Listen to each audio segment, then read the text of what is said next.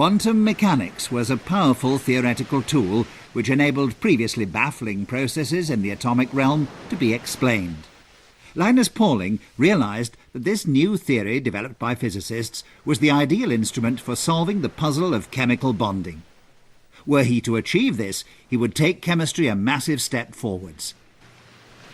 He would then be able to explain the physical significance of the lines between the atomic symbols, and thus help put chemistry on a solid theoretical footing. Back in the mid-20s, another American, Robert Mulliken, had developed a mathematical method for explaining chemical bonding and the electron states of molecules.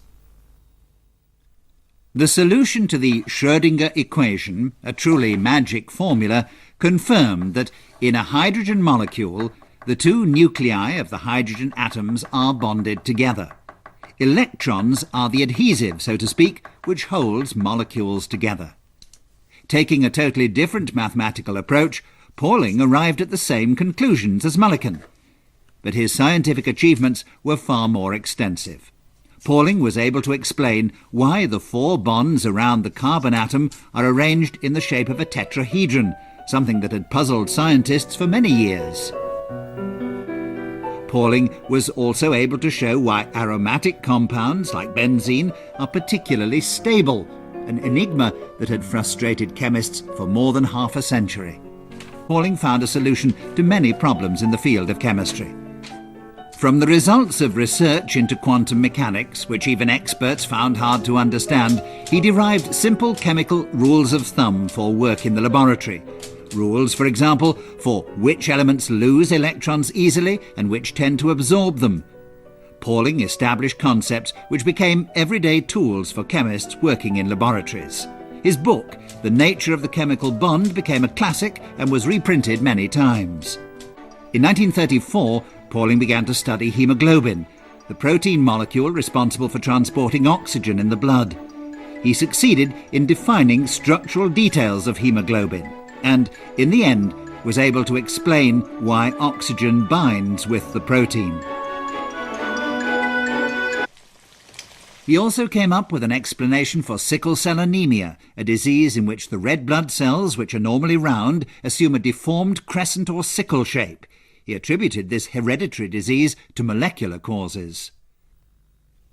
When James Watson and Francis Crick published The Structure of the Genetic Molecule DNA in 1953, they only just stole a march on Pauling. And they had in fact used 2 concepts formulated by him, the helical shape and the paired strands configuration, the 2 major structural characteristics of DNA. Watson and Crick also obtained some of the data they needed to build their model of the DNA molecule from Pauling's book, The Nature of the Chemical Bond. One possible reason why it wasn't Pauling who unravelled the structure of DNA is that in 1952 he was prevented from attending an international conference at which important structural data of DNA were presented. Because of his opposition to the nuclear arms race, he'd been refused permission to leave the United States. As a scientist, Pauling was well aware of the danger of testing atom bombs.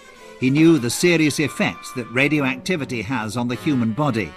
Encouraged by his wife, Linus Pauling called for an end to nuclear testing. Bombard the President, the Secretary of State, and our senators, and even representative. He stands with letters urging that they get some sense, come back to sanity. Speaking out in public with the conviction of a scientist, Pauling became the figurehead of the American peace movement. He was supported by his wife, Ava Helen, seen here with a list of signatures calling for a worldwide ban on nuclear tests. In all, the Paulings persuaded more than 9,000 scientists to sign their appeal. Summoned before a subcommittee for internal security, Pauling was asked to name those who had helped him collect the signatures. My conscience does not allow me to protect myself by sacrificing these idealistic and hopeful people, and I am not going to do it. As a matter of conscience, as a matter of principle, as a matter of morality, I have decided that I shall not conform to the request. On October the 10th, 1963, Linus Pauling was post-awarded the 1962 Nobel Peace Prize. This was the second Nobel Prize that Pauling had won outright. His first, for chemistry, had been awarded 9 years previously for his work on chemical bonding. Pauling's ability to see things in a major context enabled him to apply simple chemical concepts to complex medical problems. Linus Pauling gave chemists the theoretical tools to understand the structure and chemical properties of molecules. Perhaps if I had been allowed to go to that meeting in London, which is what people say interfered, perhaps I would have discovered the double helix. I had described it several years earlier, saying that the gene consists of two mutually complementary molecules which, when separated, each could act as a template for the synthesis of the other. And Watson and Crick knew that. I think my wife may have been right in a sort of implied criticism, not really implied, afterwards when she said to me, if that was such an important problem, why didn't you work harder at it?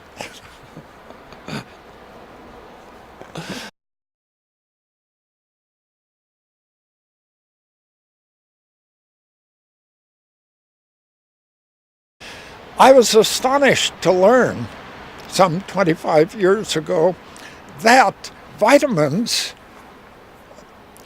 are very powerful substances, in that a little pinch of a vitamin every day is all that you need to keep from dying of scurvy or beriberi or pellagra or other vitamin deficiency disease. But that you can take 1,000 or 10,000 times that much day after day without any serious toxicity showing up. No problems with these very large amounts. So I thought, this is something that I hadn't known before.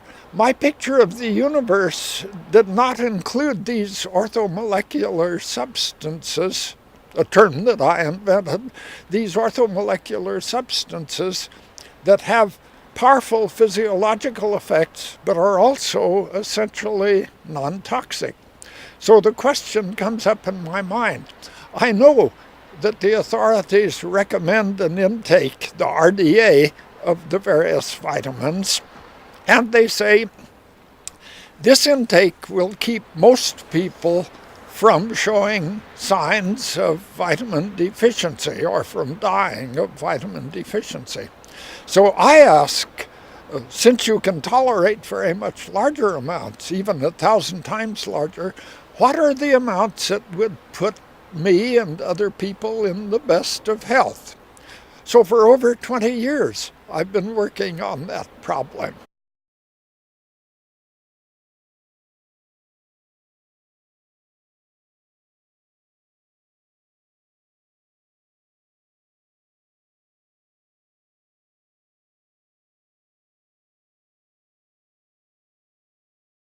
Almost everyone in the world suffers from a deficiency in vitamin C.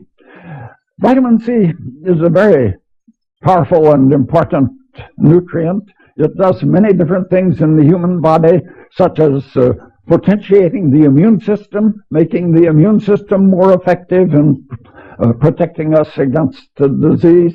I take now 300 times the RDA of vitamin C per day, and I've been doing that for years. There's no danger from overdoses of vitamins, essentially. I knew a man who took 130,000 milligrams of vitamin C a day for 13 years to control his cancer. That's 1/4 pound of vitamin C a day. So there's a limitation on the amount of vitamin A that is recommended. You shouldn't take more than 8 times or 10 times the RDA. First, I would say I don't think that there are many skeptics in the scientific community Scientists know me from way back, and they are in a position to appreciate the significance of anything that I say. It's the MDs, the physicians, that constitute the problem. The profit motive plays an important part, and the drugs that are used to treat cancer and heart disease and other diseases often are sold at very high prices, and I can understand concern about opposition coming through the treatment of diseases or prevention of diseases by substances that cost almost nothing. Vitamins, very cheap.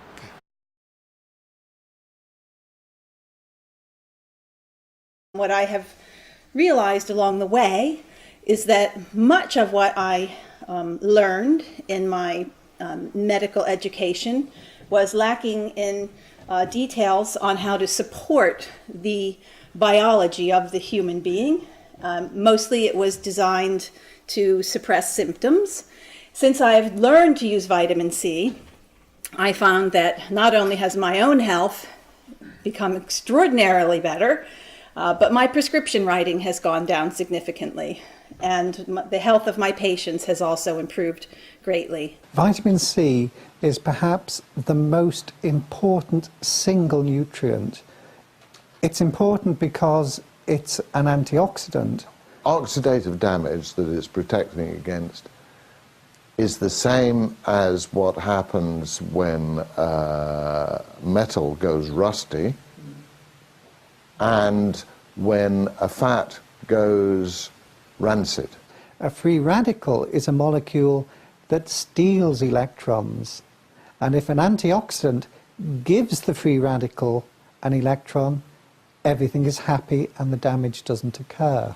If you take sufficient vitamin C, you can render your body in an antioxidant state as opposed to an oxidant state where it suffers free radical damage. Vitamin C acts as an electron donor, and what those electrons does is fixes the damage that's done by these oxidative stress.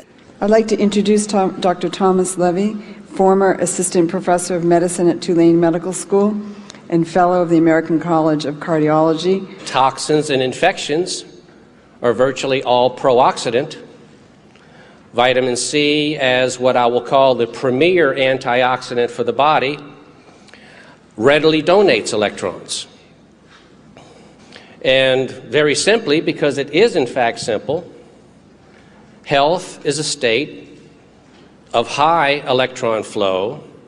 Disease is a state of low electron flow or exchange. Vitamin C is never anything but an antioxidant because it never does anything but donate electrons. If the only thing you do is donate electrons, you can only be an antioxidant. It's the most profoundly effective antioxidant on different clinical conditions, especially if you take a high enough dose. Probably until you jump in there and start using it yourself, you just can't really believe that treating some of our most horrendous illnesses still are so easily cured, and certainly so easily controlled. So it can protect people from pollen and allergies, also by acting as an antihistamine. This is very well established in conventional medical literature, that high histamine levels equals usually, almost always, low vitamin C levels. When you give vitamin C, histamine drops. I found clinical practice and evidence in medical literature that in instances where there's allergic reactions and histamine, vitamin C is very, very valuable and does not have the side effects as most conventional antihistamines have.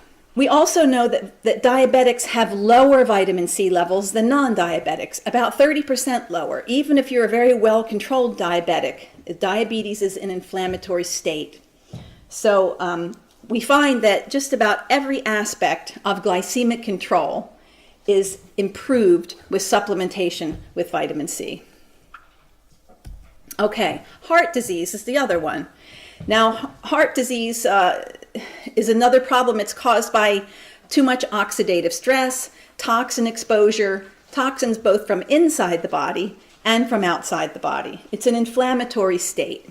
And when it affects the heart, it's basically one area in the heart that becomes really sick, but it's happening usually in the entire body. And again, every risk factor for heart disease is amenable, meaning improved, by vitamin C. So we know that blood vessel health is improved because blood vessels are like layers of bricks and mortar. And you cannot make that mortar without having adequate amounts of vitamin C. And you can have just an area in your heart that has scurvy, even though your blood levels may be normal. And we know this from biopsies that were done in the 1950s, where they looked at these people who had heart attacks and strokes, that they find parts of the brain and the heart that are extremely low of vitamin C. And they're usually parts that have a lot of stress acting on them. There's one very important thing that vitamin C does that is related to heart disease. The tissues of the human body are made strong and tough by fibrils of the protein collagen.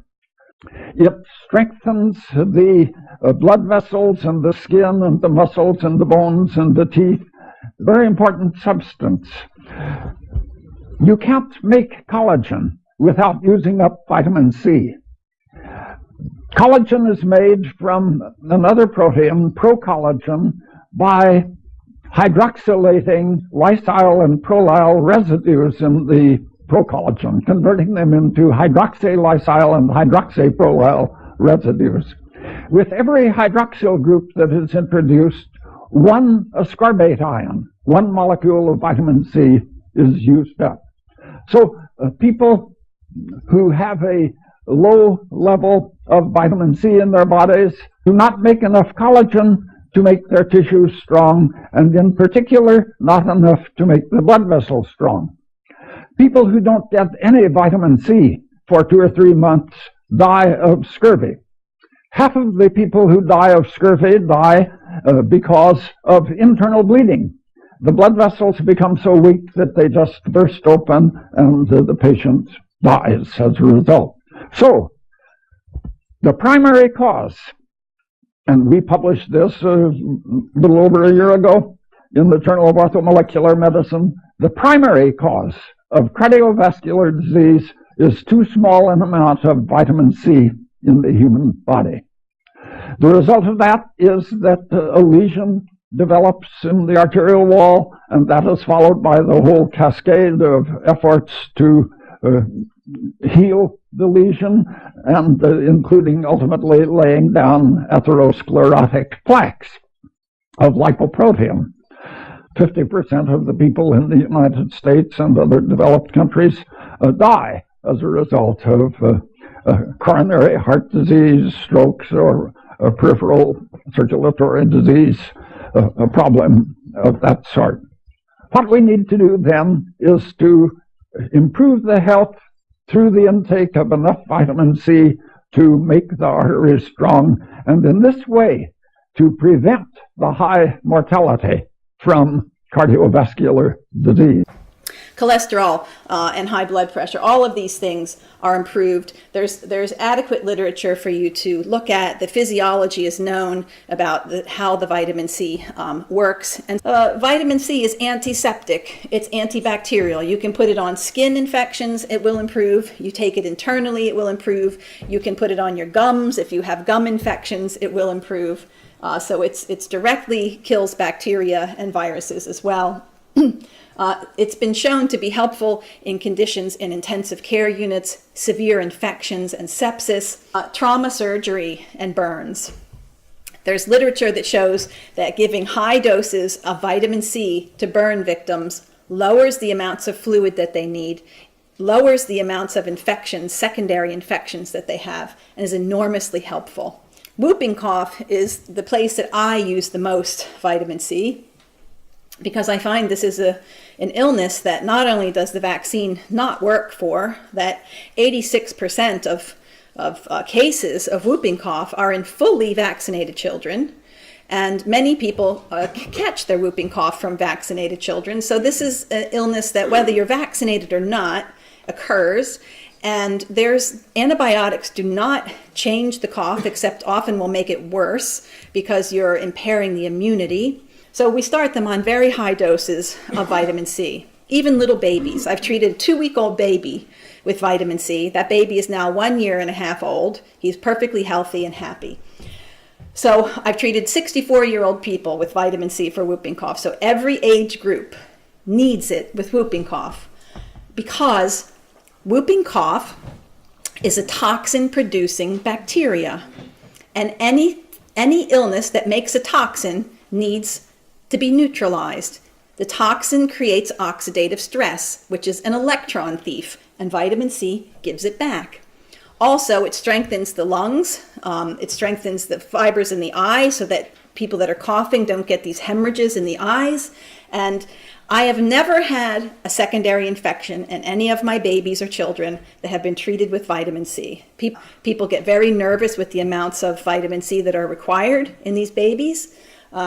But if you were to check the blood levels in these babies, you would see that even giving these very high doses is not raising their blood levels significantly, because the toxin is consuming the vitamin C very, very rapidly.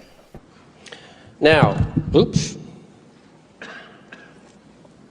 as far as evidence and what's already been accomplished and published in the literature, vitamin C, by virtue of the work of Dr. Frederick Klenner,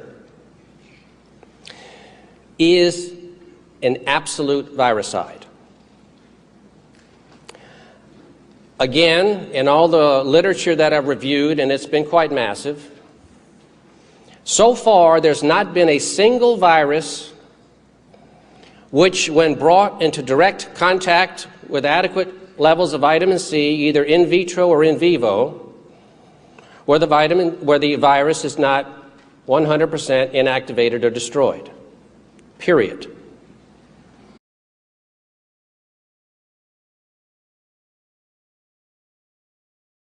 Remember dairy farmer Alan Smith, written off as dead by his doctors.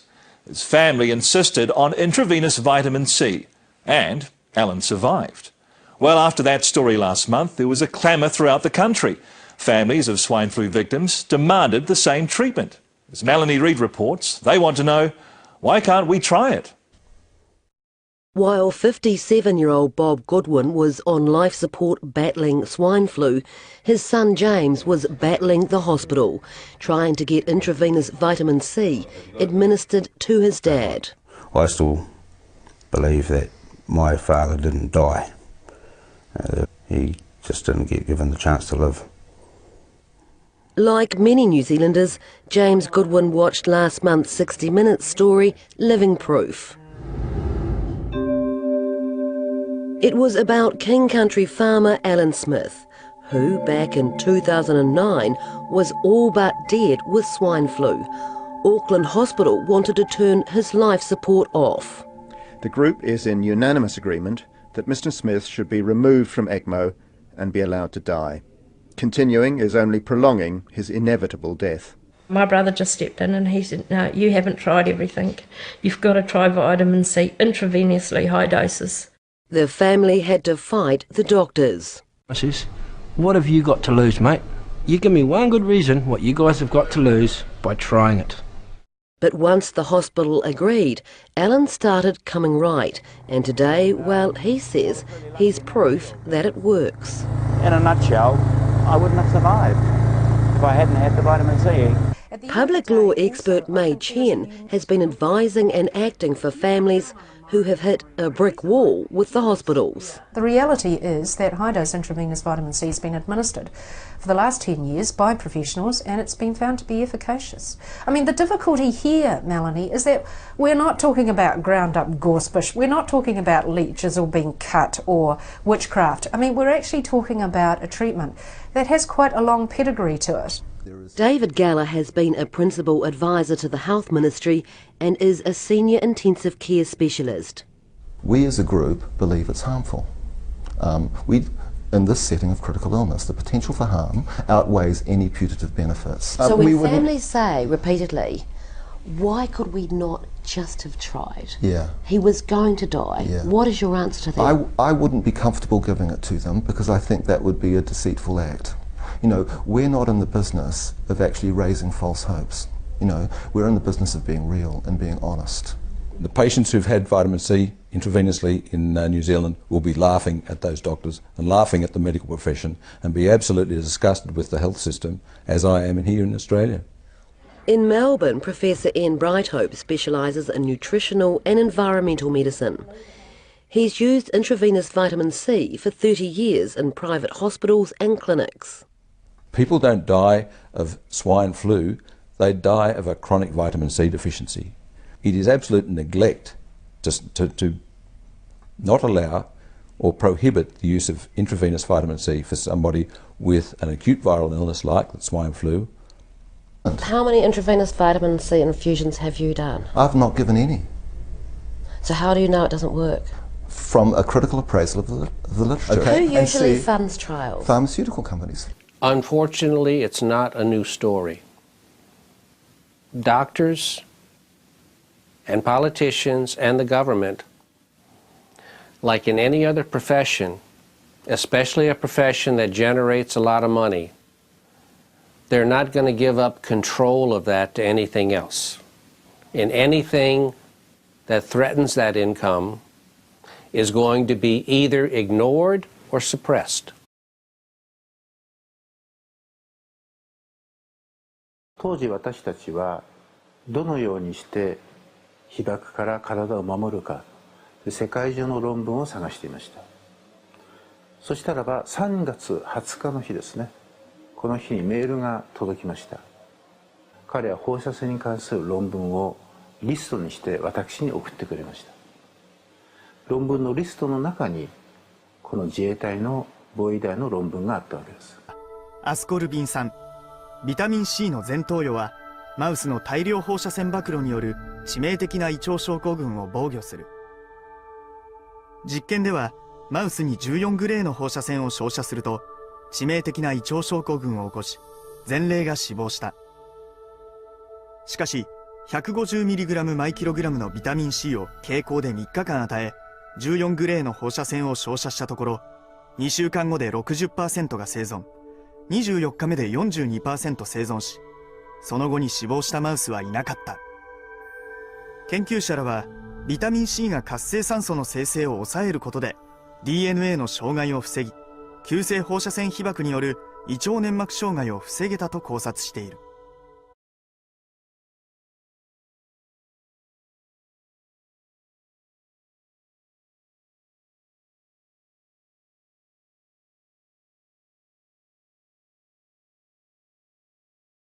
そうしたところに一つの経験といいますか機会が来たわけです。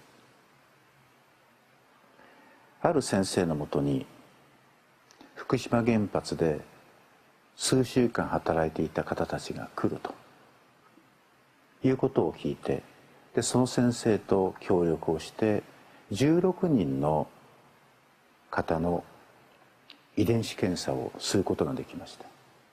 院の作業員の方に異常が出ていました。ですぐ私たちはその5人の方にビタミン C の点滴を月に2回、そしてサプリメントとしてビタミン C やセレンやアルファリポ酸、マルチビタミンなどを飲んでいただきました。線量と相関して DNA の異常が見られたって方に改善する方も出てきたんですね。私たちが提唱していたビタミン C や抗酸化サプリメントによる被爆対策は原発の作業員に対して有効だったわけです。Radiation toxicity. Remember, this is just a prototypical evidence of pro-oxidant activity. And there's a huge amount of literature to show that when you have a high enough dose of vitamin C and other antioxidants, this is an easily neutralized syndrome too. Vitamin C can do so much more if people take it before they're exposed.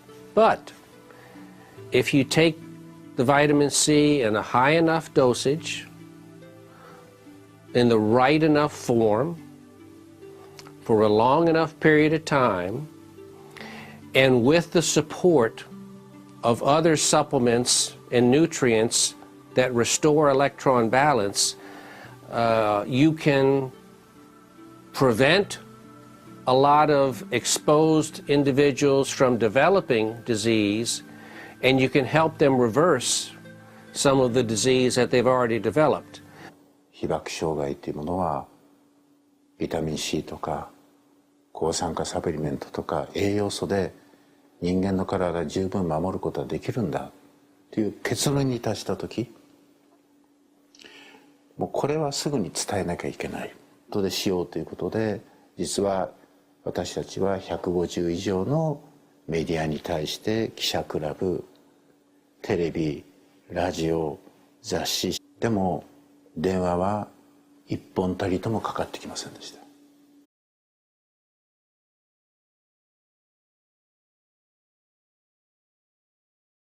まあどういう障害が起こるかっていうのはちょっとわからない状態ではありましたね、自分としては。避けてろってしか聞いてないです。いや、聞いてませんね。何の指示もありませんでしたし。私たち医者は国民の健康を守るということで医師免許証をもらっているわけです。残念ながら医師会も